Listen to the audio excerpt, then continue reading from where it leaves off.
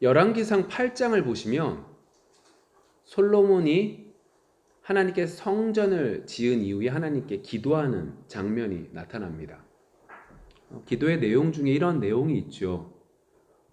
죄를 지어서 패배하더라도 우리 후손들이 주께로 돌아와서 성전을 지은 이 성전에서 기도하면 죄를 사하여 주십시오 라고 하는 기도를 솔로몬이 합니다. 우리가 신앙생활을 하다 보니까 은혜라고 하는 이야기를 정말로 많이 듣다 보니까 우리가 오해하고 있는 것이 있는데, 그게 뭐냐? 용서를 구한다고 해서 용서를 꼭 해줄 필요는 없다는 겁니다. 이게 너무나 당연한 얘기인데, 교회 안에서 신앙생활을 하다 보면 은혜라는 얘기를 너무나 많이 듣다 보니까 당연히 그냥 하나님은 우리가 용서를 구하면 당연히 해주시는 거지 라고 생각을 하는데, 정말로 용서를 구한다고 해서 말했다고 해서 그 죄를 용서해 줄 필요는 분명히 없습니다. 그럼에도 불구하고 하나님께서는 어떻게 하세요? 은혜를 베풀어 주셔서 용서해 주시죠. 솔로몬의 기도, 이 기도를 응답해 주십니다. 그래서 하나님께 돌아올 때 이스라엘은 회복되어지고 하나님의 은혜를 맛보며 어려운 고난 속에서 다시금 살아날 힘을 얻곤 했습니다. 그런데 이스라엘 백성들은 이 엄청난 축복을 걷어찹니다. 하나님께서 베풀어 주신 기이한 은혜, 하나님께 용서를 구하면 용서해 주신다, 회개하면 죄가 사해진다 라고 하는 이 귀한 은혜를 걷어찹니다. 대신 다른 민족들과 마찬가지로 세상 사람들과 같은 방법으로 나라를 강성하게 하려고 노력했죠. 그 일에 열심냈습니다. 결국 하나님이 기뻐하시는 모습이 아닌 전혀 반대의 모습으로 점점 멀어가고 있었죠. 이스라엘 백성만 그런 건 아니죠. 우리가 지난주에 부활주일 부활절로 하나님께 예수님의 부활을 기뻐했습니다. 그리고 말씀으론 엠마오로 내려가는 두 제자에게 예수님께서 나타나셨다라고 하는 얘기를 했죠. 그 이야기들 속에 핵심은 이겁니다. 예수님께서 그들에게 나타나셨는데 그들에게 내가 예수님이다, 내가 예수다, 내가 부활했다 라고 말씀하신 것이 아니라, 예수님이 십자가에 달리시기 전에 그리고 구약의 말씀들을 계속해서 그 제자들에게 말씀해 주심으로 그 제자들 스스로 말씀을 통하여 말씀을 깨닫게 되는 축복이 그들에게 임하게 되므로, 성령의 역사하심이 있으므로 예수님이 부활하셨음을, 내 앞에 계셨던 분이 예수님인 것을 깨닫게 만드셨죠. 어떠십니까? 지난주에 그 말씀을 통하여 우리에게 이렇게 말씀하시는 거였어요. 말씀을 통하여 말씀을 깨달아야 된다. 그리고 그 말씀을 통하여 살아계신 주님을 맛보는 것이 우리 그리스도인들에게서의 특권이다 라고 배운 거죠. 근데 어떠십니까? 지난 한 주의 삶 속에 말씀을 통하여 그 특권을 누리셨습니까? 아니면 매일마다 똑같은 모습으로 세상 사람들과 똑같은 관점을 가지고 살아가셨습니까? 제가 지금 이 말씀을 드리는 이유는 간단하죠. 이스라엘 백성들이나 솔로몬이 그렇게 기도했지만 그 기도의 은혜를 맛본 이스라엘 백성들, 그럼에도 불구하고 하나님을 떠났던 이스라엘 백성들이나 우리가 똑같다는 거죠. 아니, 우리가 더하죠. 우리는 예수 그리스도가 어떠한 일들을 하셨고 말씀이 있었기에 우리에겐 더 큰 은혜가 주어졌음에도 불구하고 우리는 그 은혜를 누리지 않는 삶을 살고 있다 라고 하는 거죠. 참 그렇습니다. 차라리 이게 죄라는 걸 모르고 죄를 지었으면 그래도 하나님 앞에 용서를 구하면 된다라고 하는 걸 알지만, 우리는 신앙생활을 하면서 말씀의 소중함, 기도의 능력, 그리고 모든 것들 속에 하나님의 살아계심을 알면서 하나님이 어떤 분이신 것을 알고 배워가면서도 불구하고 알면서도 똑같은 죄를 짓고 나아가는 것이 우리의 마음을 힘들게 하죠. 안 그러십니까? 신앙생활을 한다고 하는데 내가 신앙생활을 진짜 이렇게 오랫동안 해왔는데 신앙생활 처음 할 때나 지금 할 때나 똑같은 모습으로 무너지고 더 죄악의 모습들이 많은 것을 바라볼 때 그리고 말씀을 들으면서 결단하고 나가지만 별반 동일한 삶을 일주일 동안 살아가면서 또다시 주님 앞에 나와 똑같은 모습 때문에 괴로워하고 있는 우리 모습을 볼 때 참 자괴감이 들어가는 건 분명한 사실인 것 같습니다. 또 한 가지 참 그런 게 있습니다. 그게 뭐냐? 좋은 이야기, 긍정적인 이야기 할 수 있다라고 하는 말씀이 선포되어지면 참 좋겠는데 우리가 올해만 봐도 여호와 하나님을 힘써 알아가기 위해서 여호와 하나님을 알아가기 위해서 열심을 다하면 다할수록 어떤 걸 느끼냐? 하나님은 정말로 대단하신 분인데 하나님 정말로 위대하신 분인데 우리가 감당하지 못하는 너무나 대단하신 분인데 그분 앞에 우리가 딱 서니까 우리의 죄악의 모습이 더욱더 드러날 수밖에 없음을 깨닫게 되죠. 참 그래요. 열심을 내면 낼수록 어때요? 자괴감이 빠지고 열심을 내면 낼수록 어떻게 되는 거예요?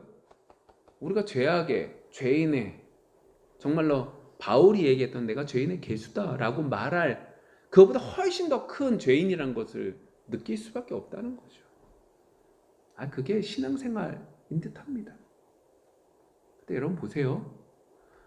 로마서 5장 20절에 바울은 이렇게 말을 합니다.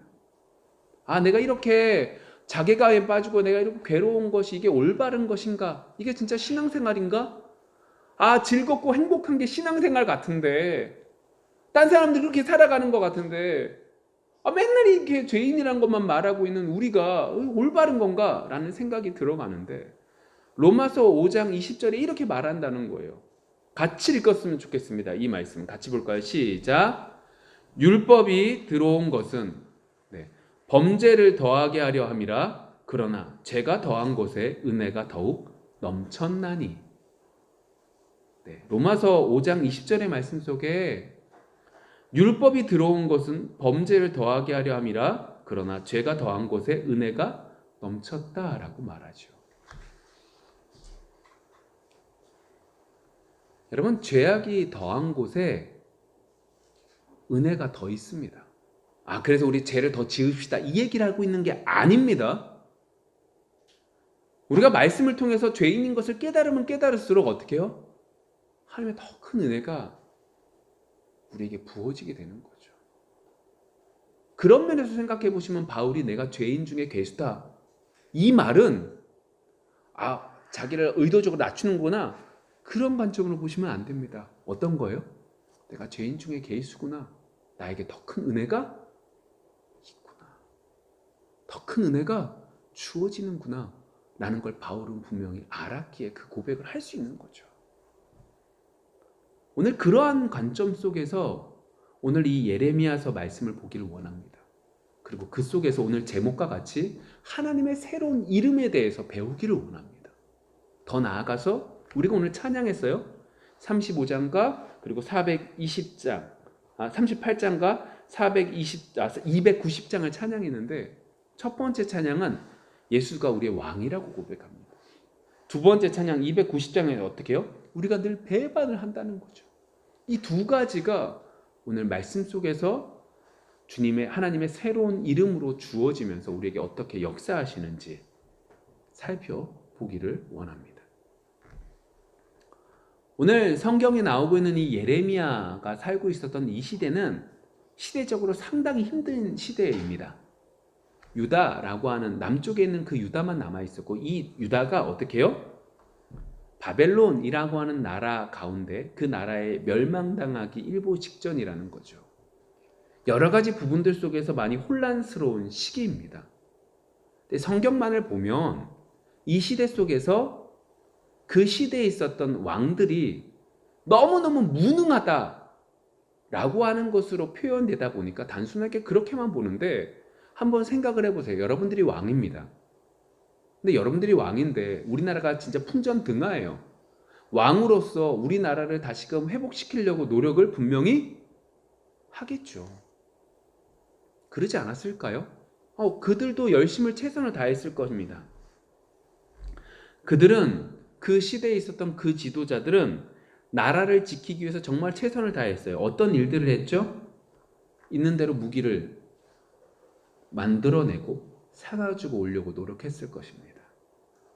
더 성벽을 튼튼하게 지으려고 노력했을 것입니다. 무너진 부분들을 세우려고 복원하려고 노력했을 것입니다. 더 나아가서 그 나라의 지도자들은 생각했습니다.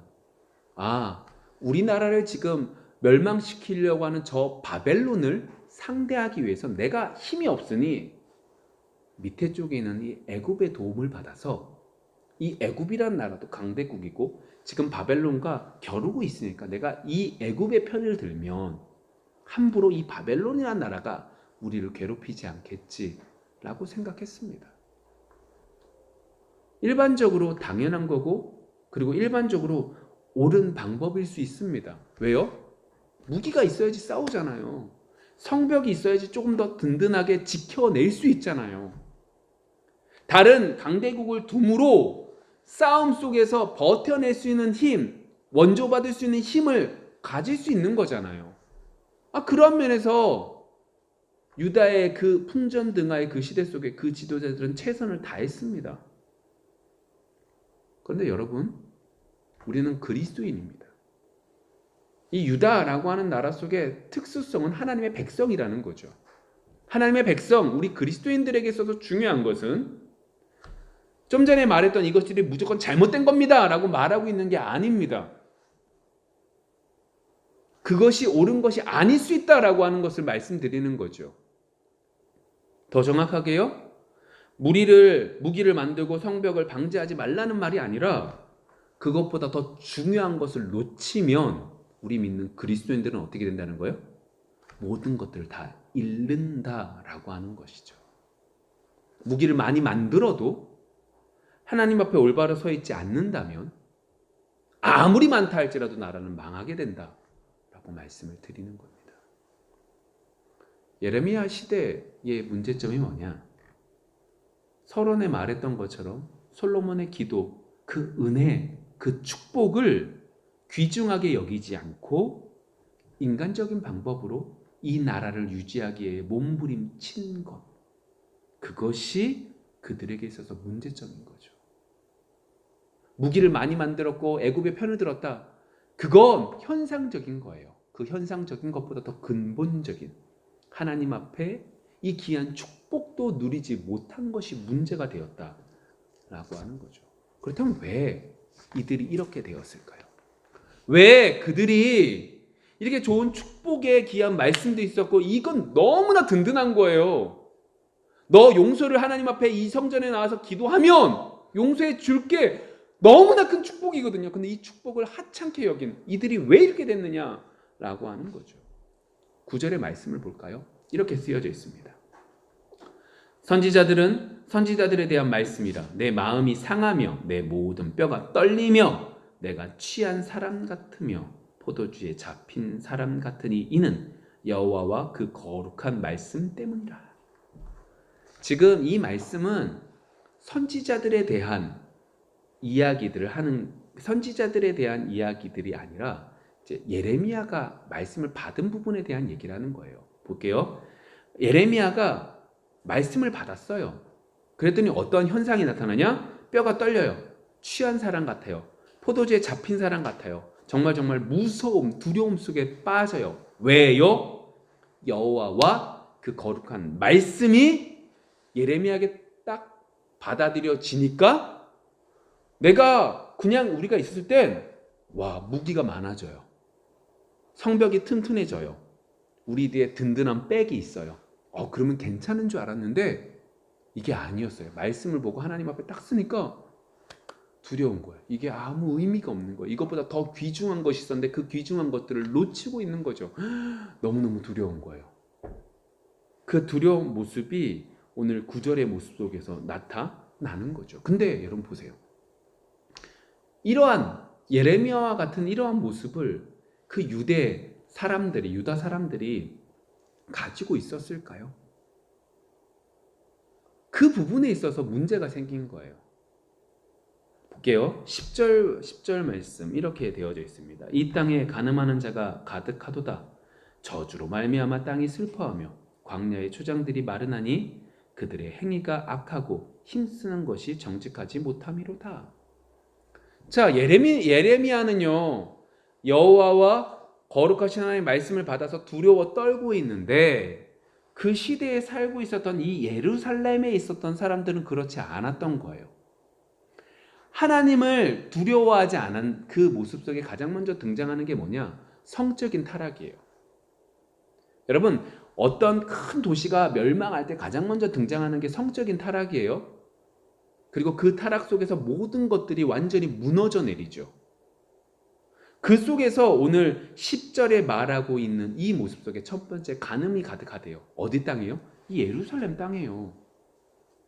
분명히 서론에서 어느 정도로 이 축복을 받았냐면 마음을 돌이키고 패했다 할지라도 마음을 돌이키고 이 성전, 이 예루살렘에 와서 하나님께 부르짖으면 하나님께서 마음을 돌려서 회복시켜 주겠다라고 말씀하신 그 귀한 축복이 있는데 이 귀한 성전 안에, 이 귀한 예루살렘 안에 더욱더 올바로 하나님을 섬기는 것이 아니라 간음이 많았대요.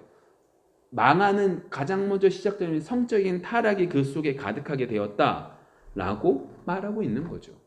왜요? 여호와를 두려워하지 않았거든요. 여호와와 하나님의 거룩한 하나님의 말씀이 그들 속에 있지 않았던 결과가 예루살렘의 타락으로 등장하는 거죠. 그래서 11절, 12절 이렇게 말하고 있는 거예요. 그러한 일들을 해줘야 될 사람. 11절, 12절 여호와의 말씀이니라 선지자와 제사장이 다 사악한지라 내가 내 집에서도 그들의 악을 발견하였노라. 그러므로 그들의 길이 그들에게 어두운 가운데 미끄러운 곳과 같이 되고 그들이 밀어냄을 당하여 그 길에 엎드려질 것이라. 그들을 멸하는 해에 내가 그들에게 재앙을 내리리라. 여호와의 말씀이니라. 분명히 9절에서 예레미야라고 하는 선지자는 올바로 받았는데 11절과 12절 속에서 하나님의 말씀을 전해야 되고 전함을 통하여 그 말씀을 통하여 두려움을 갖게 해야 될 그 선지자와 제사장들이 그렇게 하지 못했던 거죠. 여러분 보세요. 우리가 지금까지 배워왔던 말씀을 배우면 배울수록 내가 내 자신 속에서 말씀과 다른 삶을 사는 내 모습 속에서 자괴감을 느끼고 내가 진짜 신앙생활 제대로 한 거야? 내가 20년, 30년 예수님을 믿었는데 맨날 똑같은 모습 때문에 괴로워하는 내 모습 때문에 힘든 이것. 그리고 말씀을 들으면 내가 죄인인 것을 알아 더욱더 고개를 숙일 수밖에 없는 이것. 이것이 잘못된 것이 아니라 그 말씀이 제대로 있을 때에 예루살렘은 바른 역할을 감당할 수 있었는데 11절과 12절의 말씀 속에서 그들은 그렇게 하지 못했던 거예요. 하나님의 살아있는 말씀, 하나님을 제대로 전하지 못했음에 백성들이 하나님을 두려워하지 못했고 백성들이 하나님을 두려워하지 못함에 그 예루살렘이라고 하는 귀한 그곳, 하나님의 도성이라고 말하는 그 성은 더욱더 악하게 변하게 되었고 그 변해가는 것 속에 결국 남유다는 멸망의 길로 빠져나가게 되는 거죠. 여러분, 우린 죄인입니다. 다시 말하면 우리는 가만히만 있으면 숨만 쉬고 있어도 우리는 죄를 짓는 존재라는 거예요. 숨만 쉬고 있지만 생각 속에서 악한 것들은 너무나 많이 행합니다. 예수님께서 뭐라고 그러세요? 생각만 해도 죄를 범했다라고 말씀하시는 철저한 죄의 개념을 주님께서 만들어 주셨는데 그 개념 속에서 우리는 숨만 쉬어도 죄를 지는 인간이라는 걸 분명히 알게 되죠. 그래서 주님은 우리에게 말씀을 주시는 거예요. 성경 말씀을 우리에게 주시는 거죠. 여러분 왜 암송해요? 여러분들 기억력 좋게 하기 위한 게 아니에요. 암송 구절 많이 해서 여러분들 나중에 써먹으라는 것도 아니에요. 그 말씀이 여러분들 속에 있음에 그 말씀이 역사함으로 그 말씀의 의미를 제대로 지난주 말씀으로 따지면 더 깨닫게 됨으로 내가 죄인이라는 것을 깨닫게 되는 거죠. 변하지 않는 우리 모습. 정말 이 모습 안 하고 싶은데 맨날 똑같잖아요. 그것 때문에 하나님 앞에 맨날 죄짓고 죄지어서 너무너무 괴롭잖아요. 이런 괴로움, 그래서 하나님 앞에 철저히 내가 죄인이라는 것을 깨닫는 이것이 오늘 이 9절부터 12절의 말씀을 보면 우리에게 축복이라는 거죠. 여러분 지난주 금요일 말씀을 생각해 보면 그래요. 우리가 살아있는 하나님의 말씀에 하나님의 백성이라면 하나님을 두려워할 수 있어야 되는 거죠. 말씀으로 인한 그 두려움이 우리 속에 분명히 있어야 되는 거죠. 그리고 그 속에서 이러한 여러 가지 모습 속에서 이것이 우리에게 있어서 내가 죄인이라는 것을 깨닫는 이것이 우리에게 축복이라는 것이 오늘 이 말씀 속에서 분명히 드러나는 거죠. 그럼 여기서 끝나냐? 그렇지 않습니다. 이제 하나님의 철저한 평가가 나타나요. 하나님이 이 예루살렘을, 이 남유다를 어떻게 보시는지 분명히 나타나는 게 1절, 2절입니다. 볼게요. 여호와의 말씀이니라 내 목장의 양떼를 멸하며 흩어지게 하는 목자에게 화 있으리라. 그러므로 이스라엘의 하나님 여호와께서 내 백성을 기르는 목자에게 이와 같이 말씀하시니라. 너희가 내 양떼를 흩으며 그것을 몰아내고 돌보지 아니하였도다. 보라, 내가 너희의 악행 때문에 너희에게 보응하리라. 여호와의 말씀이니라. 아멘. 여러분, 좀 전에 이야기했던 것들을 머리에 두시고 이 1절, 2절을 말씀 보시면 이제 전체적인 하나님의 평가가 되는 거죠. 물론 성경상으로는 뒤에 나와 있지만 평가예요. 어떻게 평가하냐? 하나님은 지금 이 예루살렘, 이 유다를 다스리고 있는 지도자들에게 너희들은 지금 올바른 일들을 하지 않았다라고 말씀하고 계세요. 제가 설원에 말씀드렸어요. 세상적으로 따지면 이들은 올바른 일들을 한 거예요. 단순하게 그냥 아무 생각 없이 이들은 잘못했어 생각하지 마세요. 그들은 인간적인 방법으로 올바른 거 했어요. 우리를 죽이려고 하는 바벨론에게 항복하느냐, 항쟁하느냐. 항쟁하는 걸 선택했다면 누구를 붙잡아야 되는 거예요? 적을 선택해야죠. 그러니까 당연히 애국과 하침 맺는 거죠. 인간적인 방법에서는 올바른 선택을 한 거예요. 근데 하나님의 평가는 이들이 잘못됐다. 왜요? 이들의 마음속에 하나님을 두려워하는 마음이 없었기에 그들은 다분히 인간적인 생각으로 판단했고 그 인간적인 생각 속에서 판단하는 그 모든 정치에 대해서 오늘 1절의 2절과 말씀 속에서 너희들은 목자로서 올바른 일들을 행하지 않았다. 목자는 양을 우리 안에 가두고 있어야 되는데 너희는 양들을 흩었다. 실제적인 예를 들어볼게요. 이 예루살렘 이 성 안에 어떤 사람이 살았을 것 같아요, 여러분? 옛날에 중세 영화 같은 데 보면 성 안에 사는 사람들과 성 밖에 사는 사람들이 나뉘어지게 되죠.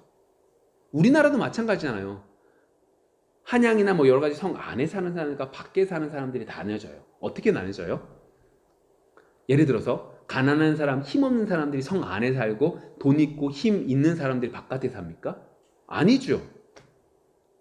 당연히 세상적으로 보면 성 안에 힘 있고 돈 있고 능력 있고 아니면 기술 있는 사람들이 안에 삽니다. 내가 평민이라 할지라도 기술이 있는 사람들이 안에 살지 기술 없고 아무 힘이 없는 사람은 바깥에 삽니다. 왜 그런 거죠? 당연히 그런 거겠죠. 당연하잖아요. 우리 당연하다고 생각하는 거예요. 그런데 지금 이스라엘 땅 이곳 속에서도 똑같은 거예요. 이미 여호와를 두려워하는 여호와 하나님 말씀이 없는 이들에게 있어서 세상 사람들과 똑같은 모습이 벌어진 거예요. 힘 있는 사람, 돈 있는 사람, 그 사람들은 안에 살고 능력 없는 사람들은 바깥에 나가 바벨론의 공격을 받으니 이 사람들이 흩어지는 거죠. 뿔뿔이. 보세요. 그 부분에 있어서 하나님께서 이렇게 말씀하시는 거예요. 너희들 지금 잘못했다. 너희들은 그렇게 잘못한 행동을 한 거다. 너희들 다 무너뜨리겠다. 여러분 보세요. 이 지도자들이 그들이 잘못했다고 생각할까요? 왜 안 할까요? 예를 들게요. 이건 예예요. 아마 이 지도자들은 이렇게 생각했을 겁니다. 내가 가난한 사람들에게 쌀을 줬습니다. 내가 가난한 사람들에게 반찬도 줬는데 이 사람들이 이 예루살렘 땅에서 살지 못하겠다고 나간 거예요. 정말로 이 사람들은 쌀이 있고 반찬이 있어도 그릇이 없고 가스가 없어서 불을 떼먹을 수가 없어서 그곳에 못 사는데, 이 지도자들은 뭐라고 말했을까요? 예를 든 거예요. 지금 시대로 말하면 우리 혜택 다 줬고 복지 다 해줬는데 이 사람들이 여기 못 있어서 나간 건데 우리는 공의롭게 행동한 거예요 라고 말하고 있는 거죠. 그렇게 생각했을 거예요. 아니, 돈이 없으면 쫓겨나는 거죠. 당연히 그렇게 말을 했을 거라고요. 근데 여러분 보세요. 성경 안에서 하나님은 언제나 공의롭다고 말씀하세요. 이 공의롭다라고 말하는 게, 내가 아무리 친한 사람에게 동일하게 친한 사람이라 할지라도 동일하게 그 죄의 값을 지불하고, 원수라 할지라도 동일한 값을 지불한다라고 하는 부분도 있지만, 하나님의 공의는 좀 달라요. 어떻게 다르냐? 성경에서 말하고 있는 공의는, 내가 부자예요. 이 사람이 가난해요. 근데 교회에서 또 동일하게 빵을 나눠줘요. 그럼 이렇게 하는 거예요. 교회 안에서 공의는 부자인 사람에게는 빵을 조금 주고 가난한 사람들에게는 빵을 많이 주는 거죠. 우리가 생각할 때 공의롭다, 공평하다라고 말하는 건 부자도 하나, 가난한 사람도 하나지만, 성경에서 말하고 있는 말은 부자는 하나만 주고 가난한 사람은 10개를 주는 거예요. 그게 공의예요. 그렇게 되면 가난한 사람도 어디에 있을 수 있는 거예요? 예루살렘 성 안에 있을 수 있는 거예요. 내가 쌀이 있고 반찬이 있지만 가스가 없어서, 그릇이 없어서 못해 먹는다면 그릇과 가스를 줘서 함께 살 수 있게 하는 것이 공의로운 거죠. 그 부분 속에서 분명히 이 지도자들은 부자인 사람들의 눈치를 바라보며 그 사람들이 나에게 도움이 되니까 그 사람들을 이 성 안에 집어넣는 게 아니라 그렇게 하는 것이 올바른 거였는데, 그러한 부분 속에 그들은 잘못한 거예요. 그래서 하나님은 그것을 심판하시겠대요. 그렇게 모여있는 그 사람들을 완전히 멸망시키겠대요. 그리고 하나님의 말씀대로 그들을 멸망시켜요. 그리고 또 한 가지 하나님은 말씀하시죠. 어떤 사람? 성 안에 있지 못해서 하나님 앞에 안에 있는 하나님의 도성이라고 하는 그 예루살렘 성에 있지 못하는, 나가서 뿔뿔이 흩어진 그 사람들을 3절 이렇게 말씀하십니다. 내가 내 양떼에 남은 것을 그 몰려갔던 모든 지방에서 모아 다시 그 우리로 돌아오게 하리니 그들의 생육이 번성할 것이며. 그렇게 그곳에 남아있는 사람들 다 멸망시킬 건데, 반대로 쫓겨나갔던 사람들은 어떻게 해요? 불러 모으겠대요. 여러분, 모으기 쉬워요, 어려워요? 예를 들어서 바퀴벌레가 10마리겠어요. 탁 들었더니 바퀴벌레가 사방으로 팍 퍼져요. 10마리 팍팍 잡으실 수 있어요? 못 잡아요. 이미 다 흩어졌다니까요. 근데 하나님께서 이렇게 하신대요. 모든 지방에서 모으겠대요. 와. 그리고 그 모습을 4절 5절 이렇게 말합니다. 볼게요. 내가 그들을 기르는 목자에게 그들 위에 세우리니 그들이 다시는 두려워하거나 놀라거나 잃어버리지 아니하리라. 여호와의 말씀이니라. 여호와의 말씀이니라. 보라, 때가 이르리니 내가 다윗에게 한 의로운 가지를 일으킬 것이라. 그가 왕이 되어 지혜롭게 다스리며 세상에서 정의와 공의를 행할 것이며. 여러분, 예레미야서는 지금 이 쓰여지는 이때는 이 남유다가 멸망할 때가 아니에요. 우리나라가 아직 멸망한 때가 아니라고. 근데 멸망한 이후의 일들을 쭉 적는 거예요. 그쵸? 멸망할 거라고 말씀하셨고, 그리고 이렇게 말씀하시는 거예요. 그 모든 것들에 퍼져 있는데 이 사람들을 모을 거래요. 근데 모으는데 이전에 지도자로서 목자로서 했던, 하나님이 없어서 두려워하지 않는 이 사람들은 이미 없어지고 새로운 목자를 세울 거래요. 그쵸? 근데 그 목자가 5절, 그 목자가 딱 세워지면 4절에서 두려워하거나 놀라거나 잃어버리지 않을 거래요. 그리고 5절에서 뭐라고 그래요? 이 목자는 의로운 가지래요. 여러분, 가지는 요즘에 이제 새싹들이 조금씩 나는데 이건 어때요? 너무나 힘이 없어요. 이게 무슨 의미냐? 이렇게 보시면 돼요. 이게 예수님이시잖아요. 새로운 목자를 딱 세워주신데, 이 목자는 우리와 똑같이 연약한 존재예요. 그래서 우리의 모든 질고를 짊어지시죠. 인간이 되셔서 그 모습을 나타내는 거예요. 그리고 그 목자가 딱 예수님이 바로 서시면 어떻게 된대요? 좀 전에 말씀하신 것처럼 두려워하지 않고 놀라지 않고 퍼지지 않게 만들어 주시겠대요. 그리고 이 교회가 어떻게 해요? 이렇게 다시금 우리의 모이게 해주시는데 이 모이는 것 속에 어떻게 되는 거예요? 5절 말씀 하반절과 6절 보시면 이렇게 됩니다. 그가 왕이 되어 지혜롭게 다스리며 세상에서 정의와 공의를 행할 것이며 그의 날에 유다는 구원을 받겠고 이스라엘은 평안히 살 것이며 그의 이름은 여호와 우리의 공의라 일컬음을 받으리라. 제가 아까 전에 지금 이 말씀은 패망하기 전이라고 했어요. 패망하기 전에 예레미야 말씀을 혹시나 본 사람들이라면 이 말씀을 어떻게 받을까요? 그래도 우리 유다가, 우리 이스라엘이 다시금 회복될 거야 라고 받겠죠. 근데 우리는 분명히 알고 있어요. 이 새로운 목자가 다윗의 혈육의 왕, 혈육으로 나타나는 왕이 아니라 예수 그리스도고, 이 예수 그리스도를 통하여 십자가에 못 박혀 돌아가심으로 어떻게 해요? 다시금 우리 모두를 부르시는 것이고, 부르신 우리가 단순히 예루살렘의 땅에 사는 것이 아니라 세계 곳곳에 오늘 우리와 같이 교회 안에서 함께 모여 예배드리는 이 가운데 함께 우리 속에 말씀해 주시고 그 말씀을 통하여 뭐가 되시는 거예요? 왕이 되시는 거죠. 그걸 우리는 분명히 알고 있는 거죠. 우리는 그것을 믿고 있는 거죠. 그러면서 이 예레미야가 오늘 말씀 속에서 이렇게 말해요. 6절 마지막 부분 이렇게 말하거든요. 그의 이름은 여호와 우리의 공의라. 새로운 이름이 주어져요. 그렇죠? 여호와는 우리의 공의다. 여기서 이제 여호와는 우리의 공의다, 의다라고 말하는 이건 뭐냐면 우리가 이제 하나님 앞에 어떻게 해요? 무한정으로 나아갈 수 있다라고 하는 거예요. 하나님께서 예레미야 선지자에게 멸망을 당하고 있는 이 나라에게 이렇게 말씀하시는 거예요. 아니, 우리에게 이렇게 말씀하시는 거죠. 야, 여호와의 새 이름을 줄게.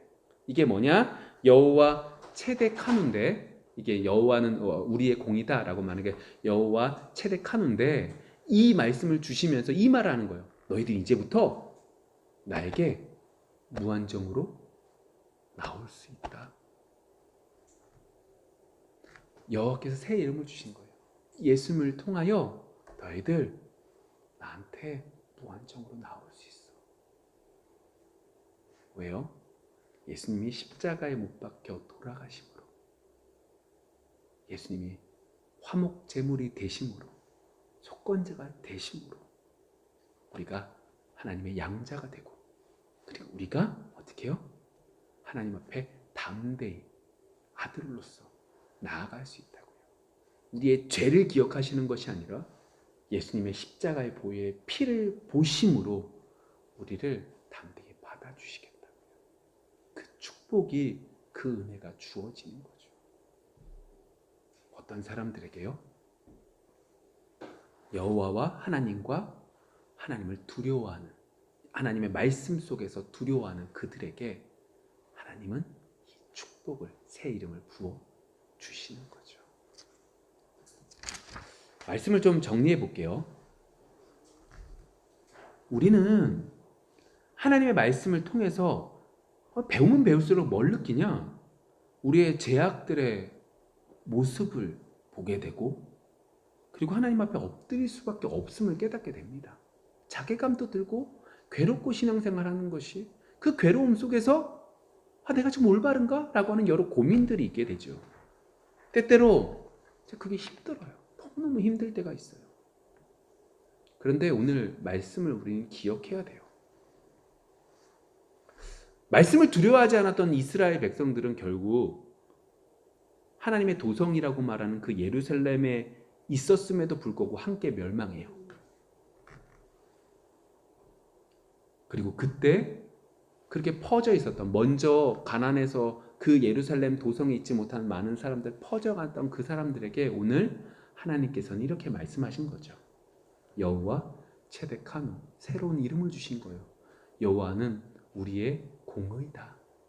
다시 말하면 하나님 앞에 무한정으로 나아갈 수 있는 축복을 예수 그리스도를 통해서 우리에게 주셨다. 이번 한 주 여호와는 우리의 공이다. 여호와 체데카누라고 하는 이 단어를 기억함으로 어떻게 해요? 하나님 앞에 담대히 나갈 수 있는 우리 모두가 되어지기를 원합니다.